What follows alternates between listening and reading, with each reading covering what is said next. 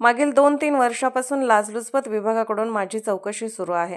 त्यांना लागलेली माहिती मी देत होतो, परंतु काल पुन्हा एकदा मला आणि माझ्या पत्नीला नोटीस मिळाली आहे. मागील 20 वर्षाचे हिशेब किंवा विवरण दिले आहे, पण पुन्हा एकदा त्यांना 20 वर्षातील काही कागद पाहिजेत. आम्ही आमची प्रॉपर्टी इन्कम 100% खरा दाखवला आहे.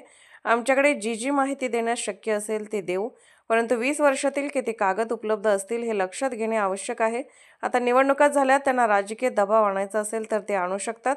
दबाव कितीही आला तरी दमणार नाही एवढे नक्की. तसेच अन्य पक्षातून कोणत्याही ऑफर नाहीत आणि अशा ऑफर स्वीकारणार नाही. आम्ही निष्ठेने या पक्षात काम करणार. खरं तर गेल्या 2-3 वर्षापासून लाचलुचपतीची चौकशी माझी सुरू होती. त्यांना लागलेली माहिती मी वेळोवेळी देत आहे. परंतु आता पुन्हा एकदा त्यांनी मला कालच मला त्या पोस्टाने रजिस्टरद्वारे त्या नोटिसा मिळालेल्या आहेत मला आणि माझ्या पत्नीला.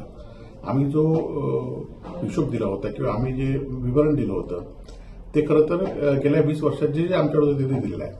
परंतु पुन्हा त्यांना 20 वर्षापूर्वी जे काही कागदपत्र पाहिजे असं त्यांनी त्या पत्राद्वारे मागणी केलेली आहे. खरं तर आम्ही जी आमची प्रॉपर्टी होती, जे आमचं इन्कम होतं ते सगळं दाखवण्याचा प्रयत्न जे होतं ते खरंच 100% आम्ही पूर्णपणे दाखवलेलं आहे.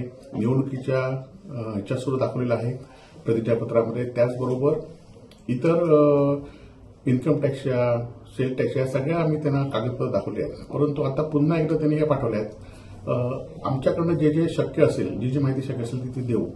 परंतु 20 वर्षामध्ये आज कुठला खरं तर 20 वर्षांपासूनचे कागद किती जणांकडे उपलब्ध असतील ही पण माहिती या ठिकाणी खरोखर घेणं गरजेचं आहे. परंतु असून दे, जे काय कागद असतील ते आम्ही त्यांना पूर्णपणे देऊ.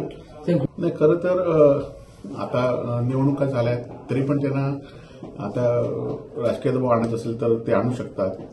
आम्ही लोकांच्या दरबारात सुद्धा गेलो होतो, तिथे पण